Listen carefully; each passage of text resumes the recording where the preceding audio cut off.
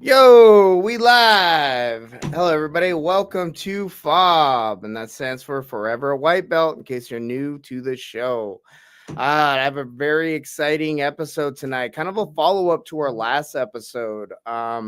Tonight's guest, I have Patrick Turner III on tonight.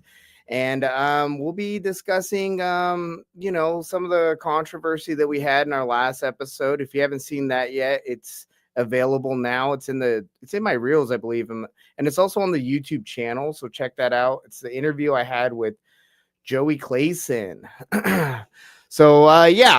Tonight's before we get started with tonight's episode, guys, if you're not a follower or subscriber to the channel, make sure you guys do that.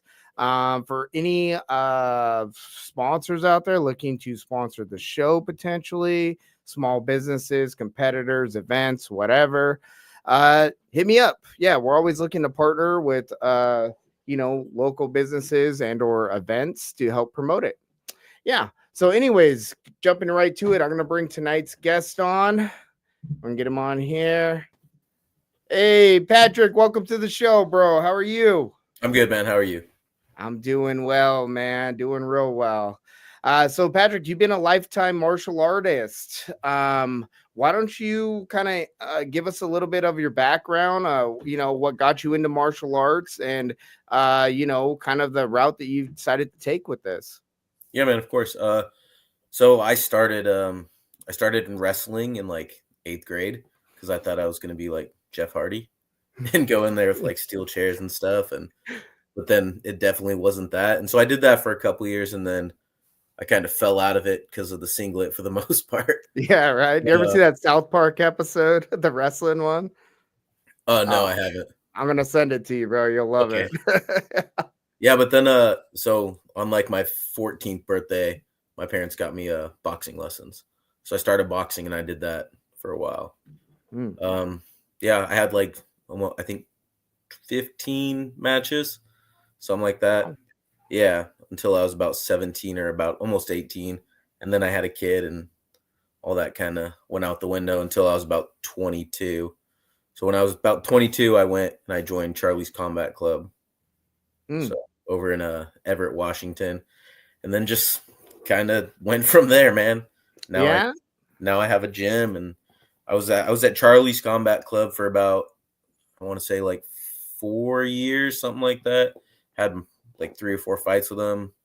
Yeah, and then I went to Livewire for a while, and they were a good group of guys, but it was real far away, and then landed up at Arlington Kickboxing Academy, and that's kind of where I call home. So my gym, OMAC Kickboxing Academy, is a branch off, like a sister company, I guess you'd say, to Arlington Kickboxing Academy. So Landon's my coach. Yeah, that's home. So hell yeah, man. I love it. So you started the KCS, which I'm gonna let you say it because I already know I'm gonna mess it up. So you started KCS. Go ahead. What does that stand for? Yeah, it's a Kichi-Zapi Combat Sports, and it's the Lakota word for fight. Lakota word for fight. Yeah. I just learned that too, which is freaking awesome. Why don't you tell us a little bit about this event, man? What kind of prompted you to get it going? So I've had several knee injuries, and like we're at our gym, we have a lot of guys with knee injuries, so we call ourselves the Bad Knee Club. And I was like, well, I can't really fight anymore, you know. Bad Knee Club. Yeah, we got custom like rash guards and stuff that have a logo that says Bad Knee Club and stuff. Oh, I gotta get one of those, man. Yeah, man, I'll send you one. Thank you. Yeah, so I was like, this. I feel like this is the next thing, you know. I have a gym. The next thing would be promotions, and so we started it. Had our first event. First event went amazing, aside from a lot of the hiccups from, certain people and people pulling out and all that fun stuff that promoters have to go through.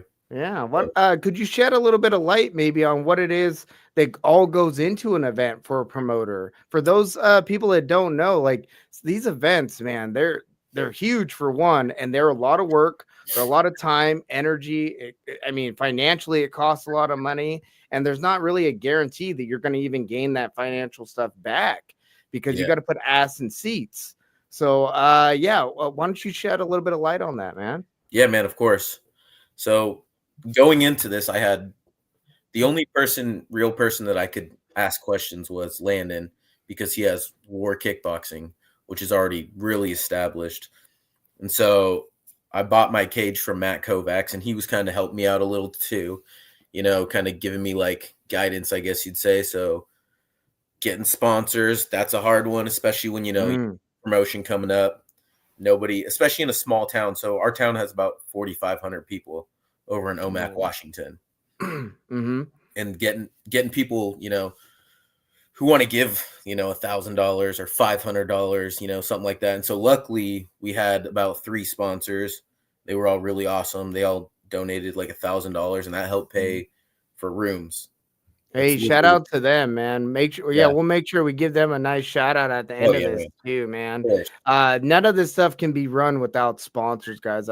That's one thing, or a key thing I want to really touch on is sponsors. That community support is so important when it comes to these events. Like, it can't be done just by yourself, man. You got to make these connections. So having sponsorship there it's huge. It's vital. Yeah, sponsors is literally everything, because you can't pay for hotel rooms. You can't pay for a venue. You can't pay for all the chairs and the tables and everything like that until you have sponsors, because you're not getting money until after the show. People want guaranteed, like, oh, are you going to pay for my room? Are you going to pay for, gas to get out there? Especially us being out here. I mean, the closest big city to us is Wenatchee, which is an hour and a half away. Yeah, and it's not that big. Yeah, no, it's not big at all. It's like the size of Marysville, maybe even smaller. So yeah, it's sponsors are definitely key.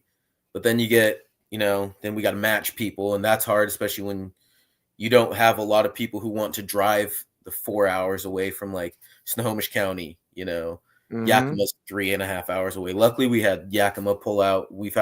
My son has fought a lot for them. We've had a lot of our fighters fight for them. I fought for them several times. Yeah, I actually fought for Yakima MMA back when RIP Rich Guerin, back when he was around. It was one of his early events. I fought over there at Yakima MMA when they used to have the ring right outside. Oh yeah, that's awesome. Yeah, man. Yeah, Funny, I fought right? there. Yeah, that's what a lot of people don't realize here in the Northwest. Like, this fight community is pretty small, man, and you're gonna have connections whether you realize it or not. If you've been around and you've competed in some of these events, you're gonna know somebody that knows somebody. So I'm only saying that because your reputation can follow you, and I think that's kind of like one of the highlights we're going to talk about a little later on this show. But yeah, Yakima MMA, big shout out to them. Big shout out to Julie. I know she's taking it over. They just had an event, I believe, at the Toppenish Casino over there. Or did they just have one? I believe they just had it. Yeah. Yeah. So Julie has another one she does, but she also matches. Yakima MMA has like their own promotion too now. It's at Yakima. They bought I want to say they bought like an old school. Oh wow! Yeah, and so they do it there now, and they have a cage set up in there, and they do all their events there, and they do them outside too when it's like summertime. But it's called Yakima MMA, and they have like my son, he's 10, and he's fought there 5 times now. Oh, that's so awesome, bro! Oh, yeah. I love seeing that. I love seeing that we're having like kids MMA programs starting to become more and more available, especially over there in these smaller cities like the Yakima Valley, man. There's not a lot going on there. So to see, MMA start to blossom and really take off, it warms my heart because I am from the Valley myself. I graduated from small town called Mapton, Washington. Okay. It's one of those tiny towns right there in the Yakima Valley. So that holds a special place for me. It's so cool that you've also competed over there. That's awesome. Yeah, man, I love it there. Whenever I have like guys who are trying to like just get into fighting, I'm like, well, let's go to Yakima. It's there's going to be about 3, maybe 400 people there. There's not thousands of people. It's not like a big casino where there's just people like going crazy, drunk people and stuff. Right. It's a nice way to ease them in. Get the feet wet. So yeah, and like I said, my son's fight there. My youngest son, or I guess my second youngest, because we just had a baby, but my second youngest. Congratulations, Oh, bro. thanks, man. My second youngest son's fought for him 5 times, and he's a little monster. And then my older son, he's fought for them 1 time, and he did really good too. So Man, I try and take little kids over there a lot. It's important for him, I feel like. I think so too, and that's wonderful that you're willing to make that travel so they can go get that experience. Yeah. I mean, by the time that they're 16 to 18 years old with 20 plus matches under their belts, I mean that's going to put them so much farther ahead of the game, man. And I think that that's kind of the revolution that we're seeing in MMA nowadays is that you're seeing it be more generational. We're seeing people that are my dad was a fighter, so now I'm growing up as a fighter. And hell, even kind of like my dad's dad, even because we're kind of like it's been around since the 90s where UFC was starting to get big and it was finally coming out on TV. So it's amazing to see, man. And I'm sure you being a father, it's a great way to bond with your kids as well. Oh yeah, 100%. I mean, so my two sons, my oldest son and my middle son, they're my stepsons. And Mhm. so I was like, well, I need some way to, connect with them. And I was heavily into the gym. And so I was like, well, let's get them in jiu-jitsu. And so I started coaching jiu-jitsu when the coach from Arlington Kickboxing left. And so they were just killing it. And so we moved over here to OMAC. And I was talking to Landon. I was like, hey, I think I'm going to open a gym over there. I was like, there's nothing. I didn't know there's one in Oroville, but that's 45 miles away, which shout out to them. They're amazing too. So, but I was like, I'm going to open a gym over here. And that way, my son can continue, because he wanted to be in the UFC. Now he just wants to play soccer, but that's okay. That's all right. Yeah. But Hey, at least you got a place to train now too, right? yeah. And it's always there for him if he wants to come back. So. Exactly. I'm not trying to push him. He's so good though, like wrestling and jiu-jitsu and everything. He's like just a natural athlete. And then my older son, like I have to spar him now because he's 11. He's like 5'10", 190 pounds. Big boy, man. Yeah, yes. He's a giant. Yes. It's terrifying. So, but at least they'll have, a place to go so they can eventually, if they want to fight, and stuff like that, they have a place. Not to mention all the amazing memories that you build as you're going through your martial arts journey. I mean, especially those early on years, man, of developing your techniques. Everything's fun, competition is fun. You don't have the pressure of having to win, whether it's for finances or reputation or whatever. Right now, it's just all about learning. Yeah. So I love it for kids, man. And there's nothing better to help kind of give that to personal development. You learn so much through martial arts. I always considered martial arts to be kind of a hub for everything. It's like through martial arts, I can relate anything else. Like, I can relate it to anything and figure out problems because of martial arts. So I'm glad that you're giving them that foundation, man. Before we move on to what brought you on tonight, well, maybe you can shed a little bit more light on what it's like being competitor versus being a coach, because I've been both. And as a competitor, I had ego. I have, that sense of pride for myself that I wanted to compete and be the best. As a coach, you kind of take a back seat to some of your fighters because you want them. But I still get that emotional investment just in kind of different ways. So maybe you can shed some light on that. Yeah, there's definitely that ego when you're a fighter. I feel like, I mean, depending on who you are, I guess there's obviously humble people, but it's definitely different, man. I tried not to get too invested into a fight. Like if I'm going to fight someone, right, I'm not trying to like look up everything they've ever done and stuff like that. Cause at the end of the day, it's my performance out there and it's all on me. It's not on anybody else. I can't put it on my coaches. I can't put it on anybody else. It's all on me. Being a coach, it's all on me too, because I didn't get you ready. I should have watched more tape on that person. If they lose, I feel I take it to heart. I had a kid who's like 15 named Jaden, and he just fought on our first event and he lost, and it sucked.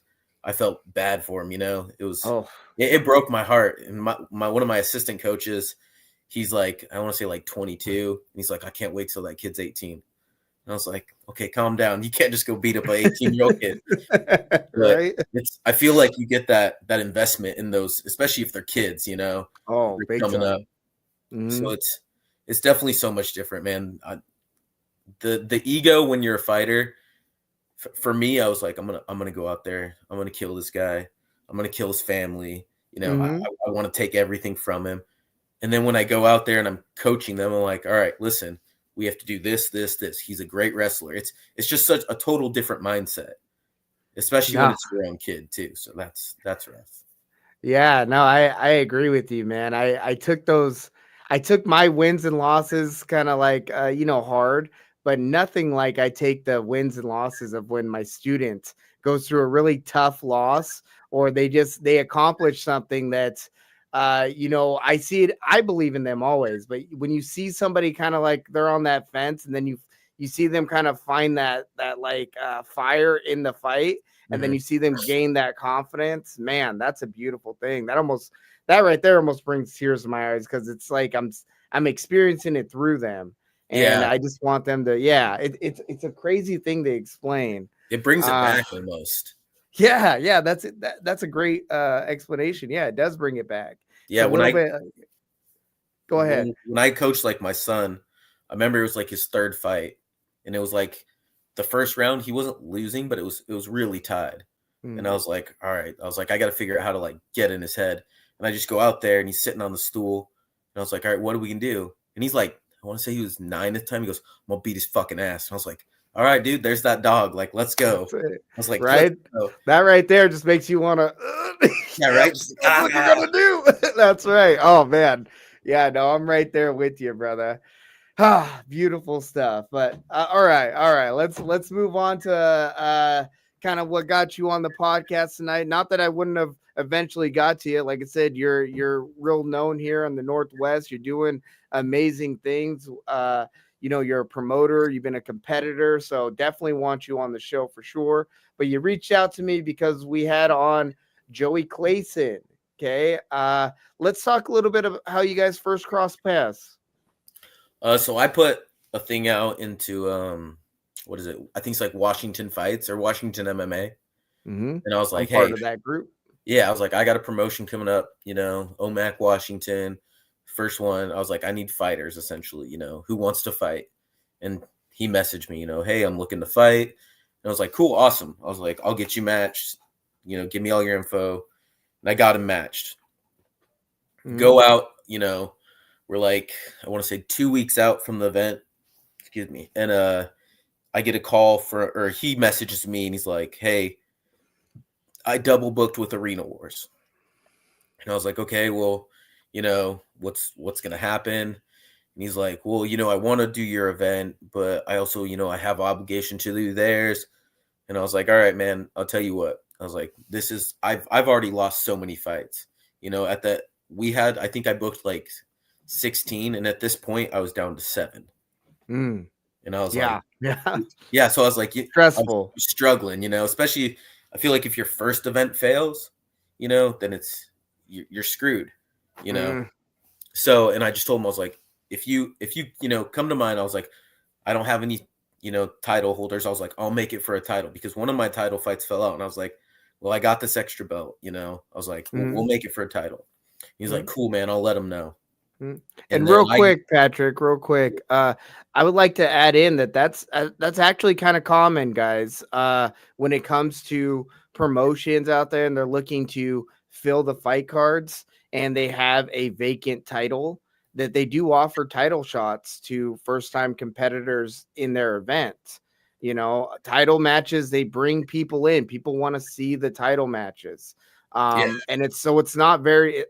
I'm always stating that because for those people that aren't in the know, they may kind of look at that as like, oh, first time competitor getting a title shot. Like that's pretty common. All right. I'm yeah, sorry. Go ahead. the thing was I was scrambling, Mm-hmm. and so it's like a lot of money's gone into this, I got like $3,000 from a sponsor, but I'm also like $8,000 in. and Mm-hmm. then payments for the cage and stuff like that. So at the end of the day, I didn't make any money. I did Yeah. it just, hoping that it continues, and I can just It was make. an investment. Yeah. Exactly. It's an investment. So hopefully I can like just make money eventually. But Mm-hmm. so yeah, what happened was I was like, all right, we'll make it for a title fight. And then I get a call from Arena Awards from Nathan Brownfield, I think his name is. Mm-hmm. And he's like, hey man, he's like, we have him booked the same night for a title fight. And he's like, he's our main event. And I was like, okay, man. I was like, I understand that. And I was like, well, when did you book him? He's like, we booked him like 8 weeks ago. And I was like, well, you booked him before I did. I was like, you kind of got dibs. So I just told him, I was like, yeah, man, the next card will get you on, whatever. And then I got texts and calls from Nathan being like, he never showed. Like he said his car broke down and he needed money, money ahead of time and all this stuff. And it was like a big clusterfuck of stuff. Mm-hmm. And I was like, okay, well, that sucks. And so lo and behold, he didn't show up. And I think he booked another one, didn't show up for that one, Mm. And then he booked one with ours for our second show. And then I can't remember. He's like talking about a cannabis place over here. And he was trying to be like, oh, I met my wife there. But then he'd be like, well, where is OMAC? And all this stuff. Right. Hmm. Like I met her there and they hold a close place to my heart. I'd really like them as a sponsor. And they were one of our sponsors. And I was like, I guess I could talk to Wes, see. Mm. And he's like, I've never even heard of this guy. He's never reached out to us. He's like, we're not going to sponsor fighters. We're a small town. Right. So yeah, it was just a clusterfuck of things with this guy to where the point where he missed so many shows. The guy I had him matched with was like, hey, I don't want to fight this guy. He's not going to show up. He doesn't show up. The guy he was supposed to fight fought on a Yakima MMA card, and Joey was supposed to fight there and didn't show up. Mm-hmm. He was like a last minute replacement and just didn't show up. And he's like, I don't want to fight this guy because I know he's not going to show up. He hasn't showed up to like 5 promotions. Uh-huh. And I was like, well, that makes sense. And so I was like, I'll find you something else. And then I got another message from another company who's like, hey, don't book this guy.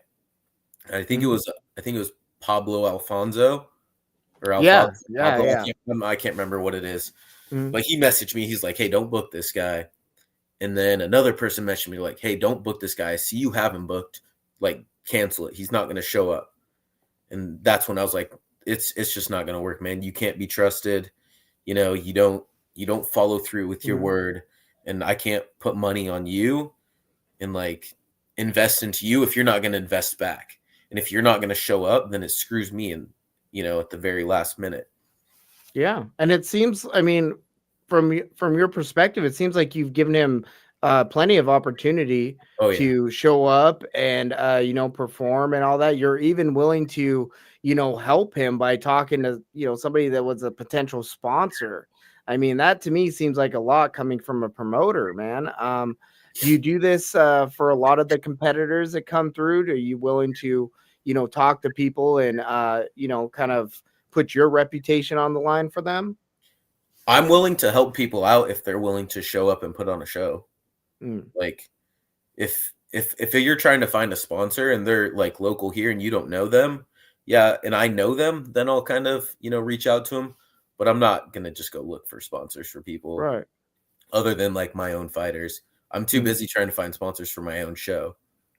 Yeah, that's true. And, what does that do for a show when you've, put the time, money, and effort into promoting for a particular competitor and he doesn't show up? It's awful. You have to, I mean, depending on, like, if one guy doesn't show up, that's fine. But if you're having like people falling out, and then he's like, not showing up to anything, and you're trying to put a show, a lot goes into this. It's hours and months and, just so much time put into it. My first show, I spent 6 months planning. Oh, jeez. Yeah. And then, so we had so wasn't many it like short notice stuff too that was happening? That was like day of the match. You're getting like calls. Hey, I'm not going to be able to show up. Yeah. Wow. Like So for our first show in like I want to say within the last 2 weeks we lost like 6 to 7 fights. And then we were just supposed to have an event on, man, what was it? October 25th, I think it was supposed to be. And we had to push it now to January 3rd because I had 12 fights booked or something like that. And now I was at like 2 or 3 with 1 week to go because so many people kept falling out. And it's like, it's demoralizing almost because you're trying to put like everything into this and you're taking time away from, your gym, you're taking time away from your family, your work. I work at a middle school and I'd find myself just being like so stressed out trying to, and it's not even, I mean, kids are stressful and then put this on top of it. And there's other people who you have to pay for, like you have cage payments and stuff like that.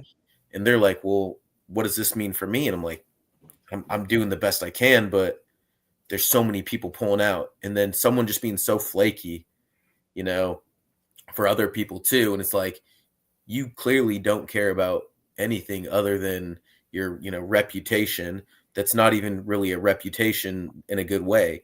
You're building yourself a negative reputation.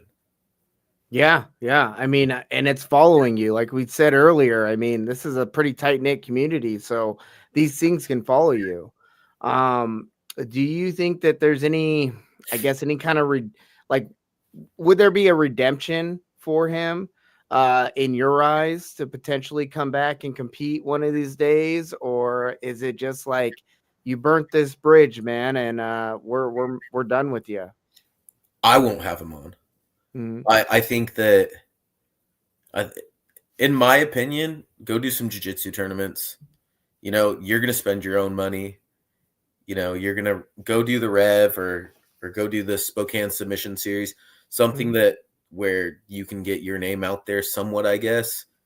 But I don't think you're going to be able to build a way up to MMA unless you don't do something like that, because people aren't going to put money into you or count on you to be there with everything that you've done.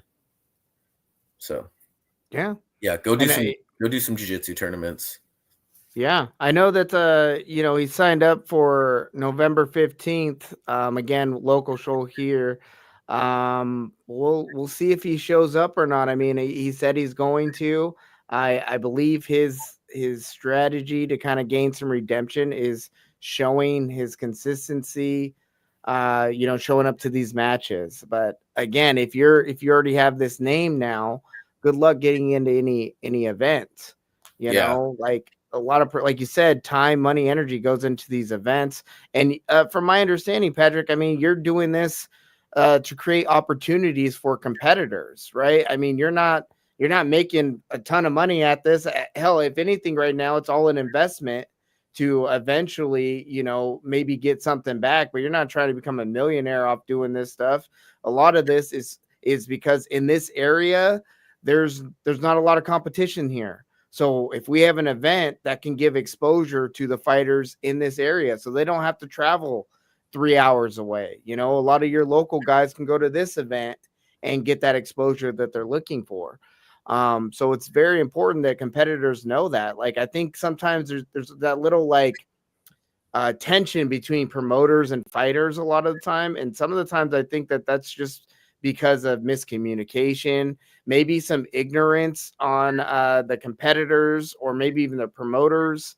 Sometimes promoters can be a little too pushy. Sometimes competitors can be really flaky, and we have to find that nice balance. How do you deal with certain competitors that may be, controversial, I guess, or hard to deal with? What's some of the methods you use? So this is only our second show coming up. Luckily, I haven't had to deal with a ton of people who are controversial, or like Joey's literally just the only one I've had to deal with. Everybody else, huh? Said thus far. Yes. Yeah, thus far, right? I know there's going to be so much more.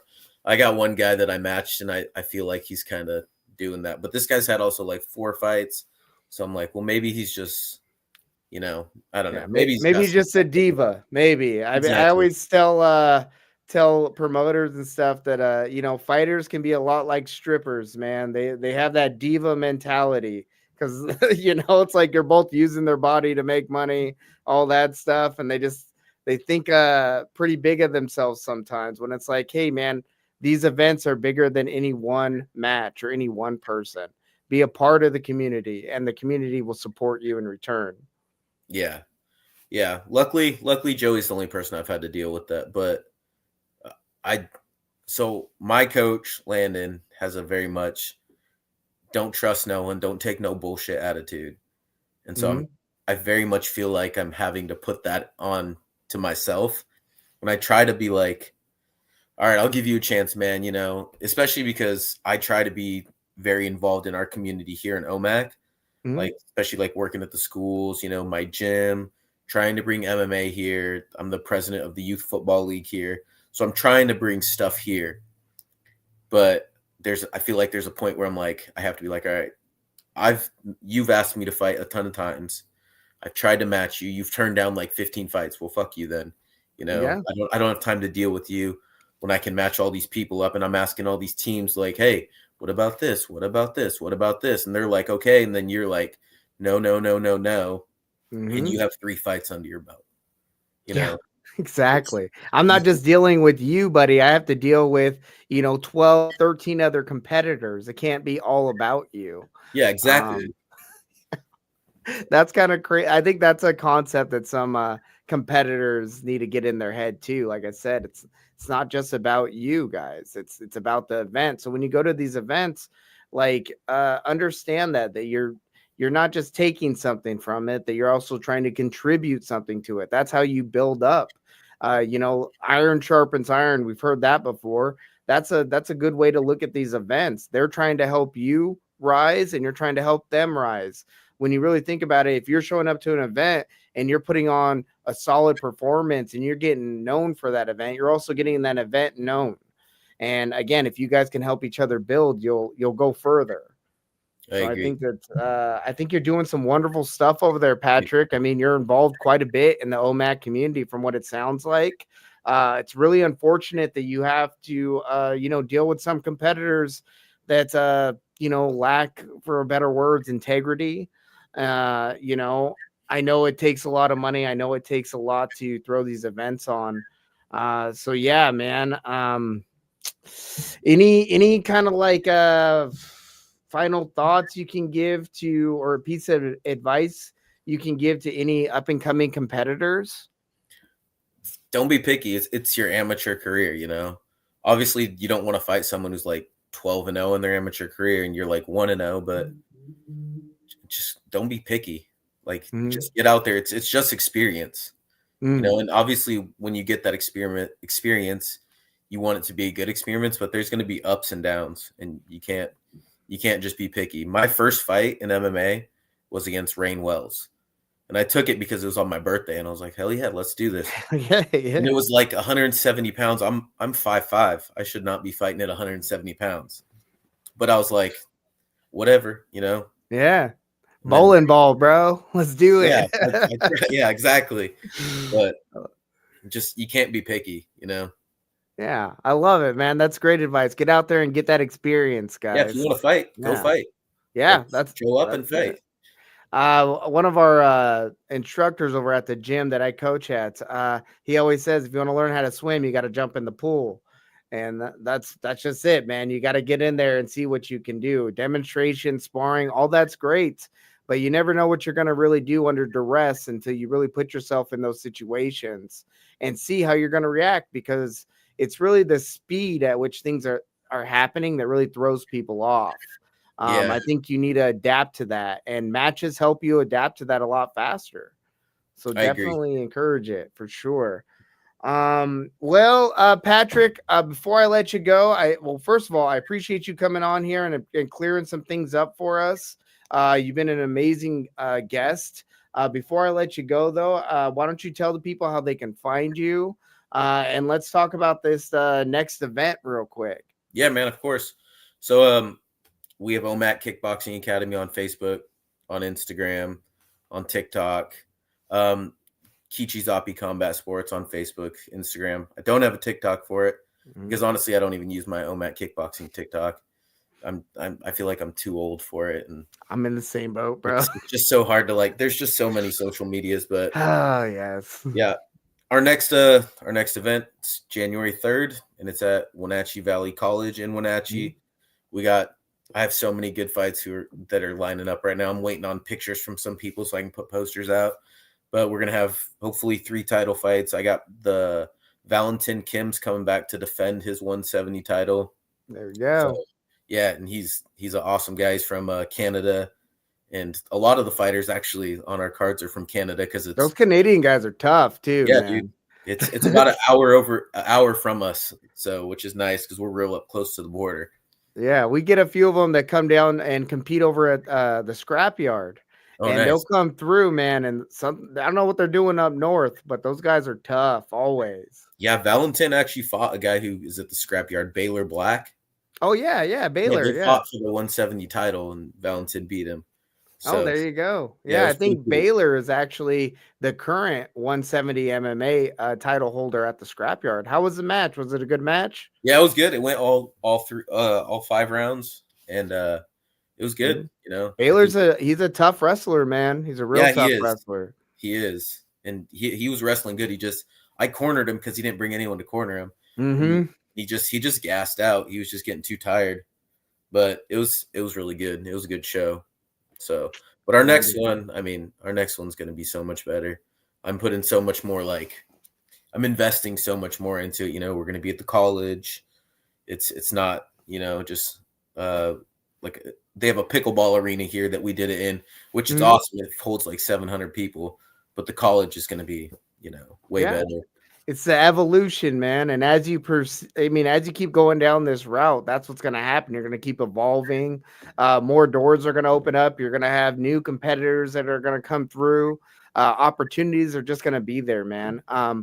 Be sure to check that out, guys. Follow them on social media. I know for sure as we get closer to this event, bro, be sure to send me your advertisement. I want to make sure we get that out for you too. Appreciate and any of your competitors that would like to get on and help hype the event, or if we can speak with them about how martial arts has impacted their lives and kind of get some backstory from them as to why they compete and what their goals are.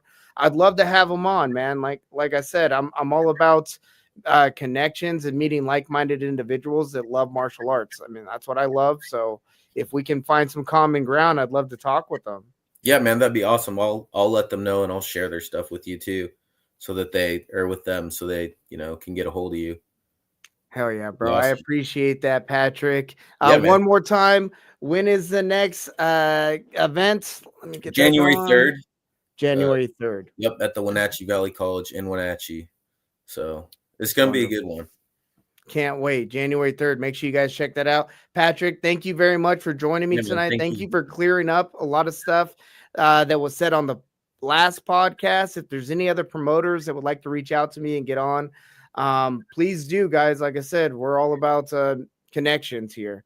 I'm going to let you go now, Patrick. Thank you very much, and we'll see you soon, bud, okay? Yeah. All right. Later, bro. Good deal, man. Hey, man, that's what F.A.W.B's all about. We love, like I said, we love meeting like-minded individuals. We want to have you guys on the podcast to share your experience and your story with us. Big shout out to Patrick and let's see here. Yeah, big shout out to Patrick and KCS, man. KCS. It's going to be a huge event, January 3rd. Make sure you get your tickets. Check into them, guys. All right. All right, y'all. That's going to be our episode for F.A.W.B tonight. I hope you guys enjoyed it. Make sure you guys like, share, and subscribe. And I appreciate everybody for watching. Take care now.